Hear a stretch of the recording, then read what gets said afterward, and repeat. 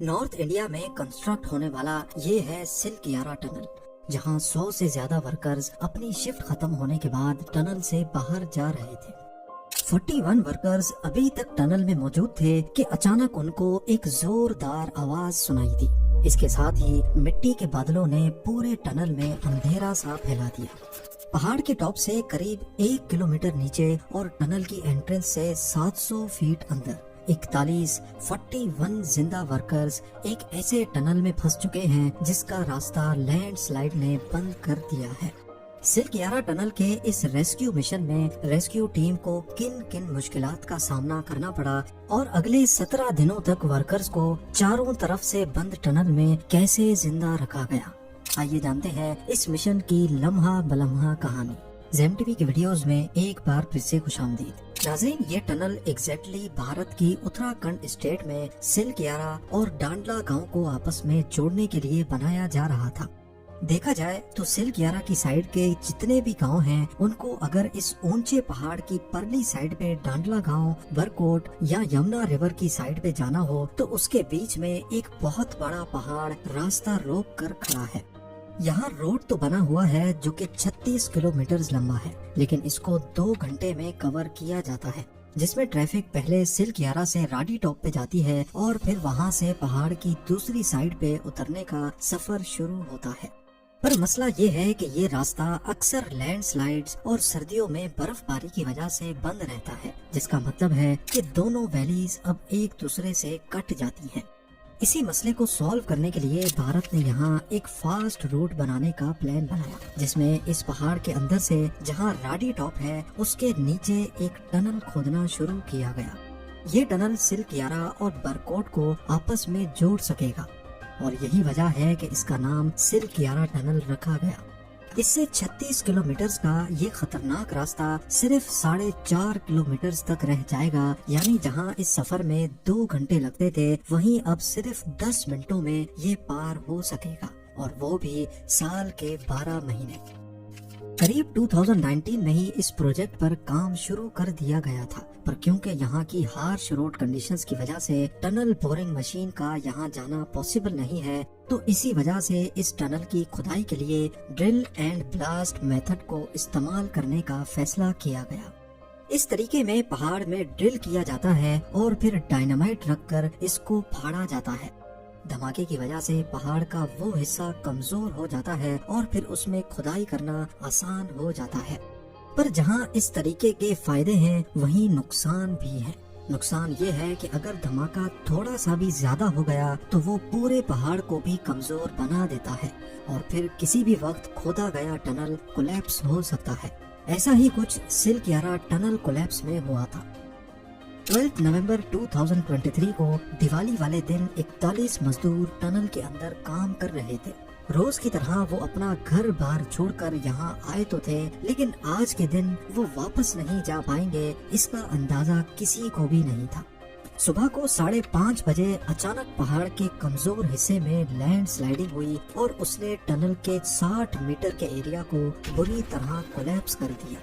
ये कोलैप्स सिलकियारा की साइड से 210 मीटर्स के बाद हुआ था, यानी जो वर्कर्स 210 मीटर्स के अंदर थे, उनके बाहर आने का रास्ता अब पूरी तरह से ब्लॉक हो चुका था। कोलैप्स के फौरन बाद बाहर मौजूद लोगों में भगदड़ मच गई। सबको यही लग रहा था कि पूरा टनल ही कोलैप्स हो गया है और अंदर काम करने वाले सारे मजदूर उसमें दब गए हैं। हर तरफ शोर और चीखों पुकार की आवाजें गूंजना शुरू हो गई। जहां दिवाली पर खुशियां मनाई जानी थी, वहां पर अब मातम का सा समा था। इसी के साथ ही एडमिनिस्ट्रेशन फौरन हरकत में आई और इमरजेंसी डिक्लेयर कर दी गई। सबसे पहला स्टेप ये जानने का था कि आया अंदर दबे हुए लोग जिंदा भी हैं या नहीं। उसके लिए ये जानना जरूरी था कि लैंडस्लाइडिंग ने पूरे टनल को कोलैप्स किया है या सिर्फ थोड़े हिस्से को। बिना टाइम जाया किए एडमिनिस्ट्रेशन की जानिब से मशीनरी मंगाई गई और लैंडस्लाइडिंग में ही ड्रिलिंग शुरू की गई। अभी ड्रिलिंग पाइप 60 मीटर ही अंदर गया था कि अचानक ड्रिल मशीन पर जोर लगना खत्म हो गया। ये एक खुशखबरी थी, क्योंकि ड्रिल मशीन पर जोर ना लगने का मतलब है कि लैंडस्लाइड ने सिर्फ 60 मीटर के हिस्से को ही कोलैप्स किया है और आगे का रास्ता बिल्कुल खाली है। جہاں ریسکیو ٹیم کو ایک خوشخبری ملی تھی، وہیں ابھی تک انہیں یہ سوال ستائے جا رہا تھا کہ اندر بچے ہوئے ٹنل کی اور اندر پھنسے ورکرز کی کنڈیشن کیا ہے۔ ایسا بھی ہو سکتا ہے کہ ٹنل میں 2-3 جگہوں سے کولیپس ہوا ہو اور ریسکیو ورکرز نے صرف شروع کے 60 میٹر کے کولیپس کا پتہ لگایا ہو۔ اگلے دن یعنی 13 نومبر کو ایک موٹے پائپ کو ڈرل کرنے کا فیصلہ کیا گیا تاکہ ٹنل کے اندر فریش آکسیجن پہنچایا جا سکے۔ تھا تو یہ پائپ صرف 6 انچ موٹا، لیکن اس پائپ کو بھی ڈرل کرنا خطرے سے خالی نہیں تھا، کیونکہ ایسا بھی ہو سکتا ہے کہ ڈرل کی وائبریشن کی وجہ سے دوسری لینڈ سلائیڈ ہو جائے۔ خوش قسمتی سے 60 میٹر پائپ بنا نقصان کے اندر پہنچ گیا۔ دوسرے ہی لمحے اندر پھنسے ہوئے ورکرز نے آواز لگا کر اپنی خیریت کی اطلاع باہر پہنچائی۔ یہ خبر ریسکیو ورکرز اور سائٹ پر موجود ورکرز کی فیملیز کے لیے کسی خوشخبری سے کم نہیں تھی۔ 41 کے 41 ورکرز اندر صحیح سلامت موجود تھے۔ اس وقت ان کو اندر پھنسے 24 گھنٹے سے بھی زیادہ گزر چکے تھے۔ سب سے پہلے ان کو کھانے پینے کی چیزیں پائپ کے ذریعے بھیجی گئی، پر یہ خوشی کا لمحہ جلد ہی اداسی میں بدل گیا جب سب کو یہ معلوم پڑا کہ ان کو باہر نکالنے کے لیے ملبے کو ہٹانا یا اس میں بڑا سوراخ کرنا اتنا جلدی پاسبل نہیں ہے، کیونکہ ریسکیو ورکرز کی ابھی تک کی ڈرلنگ کی وجہ سے ہی جو کولیپس 60 میٹرز تک پھیلا ہوا تھا وہ اب آہستہ آہستہ بڑھتا جا رہا تھا۔ نرم ملبہ تھوڑی سی بھی حرکت سے اپنی جگہ بنا کر پھیلتا جا رہا تھا اور پھر پہاڑ کے اندر سے دوسرے پتھر دوبارہ سے گرنا شروع ہو جاتے۔ 14 نومبر 2023 کولیپس کو 2 دن گزر چکے تھے۔ ریسکیو ٹیم نے 800 mm یعنی قریب 250 فٹ چوڑے پائپ کو اندر ڈرل کرنے کا فیصلہ کیا۔ یہ اتنا بڑا پائپ تھا جس میں سے ورکرز چل کر تو نہیں لیکن کرال کر کے باہر نکل سکتے ہیں، لیکن ڈرلنگ کے دوران وہی ہوا جس کا ڈر تھا۔ 2.5 فٹ کے پائپ کی ڈرلنگ کے دوران دوبارہ سے لینڈ سلائیڈنگ شروع ہو گئی، جس نے 2 ورکرز کو زخمی بھی کر دیا۔ اب ڈرلنگ جاری رکھنا خطرے سے خالی نہیں تھا، کیونکہ یہ اندر پھنسے 41 ورکرز کی زندگی سے کھیلنے جیسا ہی تھا۔ اسی کے چلتے اب ڈرلنگ کے کام کو روک دیا گیا۔ تب تک آکسیجن پائپ کے ذریعے اندر میڈیسنز اور کھانے پینے کا سامان بھیجا گیا۔ 15 اور 16 نومبر کے دن بھی بغیر کسی کامیابی کے ساتھ گزرے، کیونکہ لینڈ سلائیڈنگ سے بچنے کے لیے جس نئی جگہ سے ڈرلنگ شروع کی گئی تھی اس کے دوران ڈرل مشین ہی خراب ہو گئی۔ 16 نومبر کو یعنی چوتھے دن ایک بڑی ڈرل مشین کو سائٹ پر ہی اسمبل کرنے کا فیصلہ کیا گیا۔ اس کو پہاڑی راستوں کی وجہ سے سائٹ تک پہنچنے میں دیری ہو رہی تھی، اسی وجہ سے اس کو ٹکڑوں میں سلکیارا تک پہنچا کر وہیں اسمبل کیا گیا۔ 17 نومبر تک ملبے میں 6 میٹر لمبے 4 پائپ ڈرل کر دیے گئے تھے، یعنی ابھی تک 24 میٹر پائپ ہی اندر گیا تھا کہ 5واں پائپ ڈالتے ہی ملبے سے ایک زوردار آواز سنائی تھی اور اس کے بعد خاموشی سی چھا گئی۔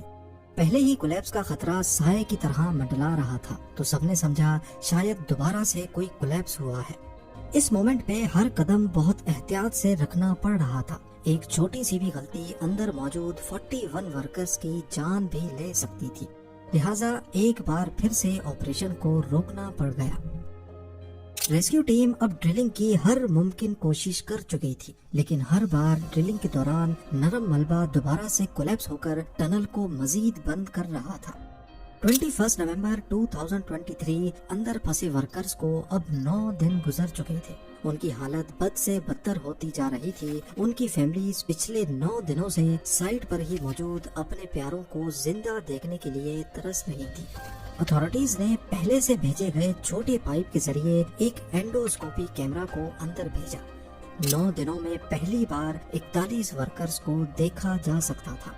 ان کو اب ڈرائی فروٹس اور خشک کھانوں کے علاوہ بوتلوں میں بھر کر گرم کھانا بھی پائپ کے ذریعے بھیجا گیا۔ بے شک ورکرز کو اندر کھانا پینا مل رہا تھا، لیکن ایک خیال ان کو ہر وقت ستا رہا تھا کہ کیا وہ یہاں سے کبھی زندہ نکل بھی پائیں گے یا نہیں۔ 22 نومبر کو ایک بار پھر سے ڈرلنگ سٹارٹ کی گئی، لیکن 44 میٹرز کے بعد ایک ایسی مصیبت سامنے آ گئی جس کا اندازہ کسی کو بھی نہیں تھا۔ جو سریا ٹنل کی کنسٹرکشن میں لگایا گیا تھا وہ ڈرلنگ پائپ کے آڑے آ گیا۔ ان سریوں کو 44 میٹرز کی گہرائی میں کاٹنے کے لیے اسپیشل کٹرز کی ضرورت تھی جو اس وقت وہاں موجود نہیں تھے، لہٰذا ایک بار پھر سے ڈرلنگ کا کام روکنا پڑ گیا۔ ابھی تک جتنی بھی ڈرلنگ کی گئی تھی وہ ٹنل کی اوپننگ سے ہاریزونٹلی کی جا رہی تھی۔ اس موقع پر کسی کو خیال آیا کہ اگر پہاڑ کے اوپر سے ورٹیکل ڈرلنگ کی جائے اور پائپ کو سیدھا اس جگہ میں ڈرل کیا جائے جہاں لینڈ سلائیڈ نہیں ہوئی تو پاسبل ہے کہ دوبارہ کوئی رکاوٹ بیچ میں نہ آئے۔ پر جہاں ہاریزونٹل ڈرلنگ میں ملبے کے بیچ صرف 60 میٹرز کی کھدائی کرنی تھی، وہیں پہاڑ کی ٹاپ سے یعنی راڑی ٹاپ یا اس کے آس پاس کی سائڈ سے یہ کھدائی کئی 100 میٹرز گہری ہوگی، تب جا کر ٹنل تک پہنچا جا سکے گا۔ ابھی یہ فیصلہ ہوا ہی تھا کہ 27 نومبر کو انٹرنیشنل ایکسپرٹس کی ایک ٹیم پہنچ گئی جن کے پاس اس قسم کے ریسکیو کا اچھا خاصا ایکسپیرینس تھا۔ انہوں نے آتے ساتھ ہی ورٹیکل ڈرلنگ سے منع کر دیا کیونکہ ورٹیکل ڈرلنگ میں 1 مہینہ بھی لگ سکتا ہے، جبکہ پہلے ہی ورکرز کو اندر پھنسے 15 دن گزر چکے تھے۔ اب مسئلہ یہ تھا کہ اگر سریوں کو کاٹنے کے لیے ڈرل کٹر کا استعمال کیا جاتا ہے تو ملبے میں وائبریشن کی وجہ سے لینڈ سلائیڈ کا خطرہ پیدا ہو جاتا ہے۔ اس مسئلے کا کوئی دوسرا سولوشن نکالنا بہت ضروری تھا، لہٰذا انٹرنیشنل ایکسپرٹس نے سولوشن پیش کیا کہ سریوں کو ڈرل کی مدد سے نہیں بلکہ گیس ویلڈنگ کی مدد سے کاٹا جائے۔ اب پرانے طریقے سے ہی یعنی ہاریزونٹل ڈرلنگ کا پلان ہی دوبارہ سے شروع کیا گیا، لیکن اب کی بار راستے میں آنے والے سریوں کو کٹر کی نہیں بلکہ گیس ویلڈنگ کی مدد سے گلا کر کاٹا جانے لگا۔ 44 میٹرز کا پائپ پہلے ہی ڈرل کیا جا چکا تھا، باقی کا پائپ اندر ڈرل کرنے میں مشکل سے 2 اور دن لگے۔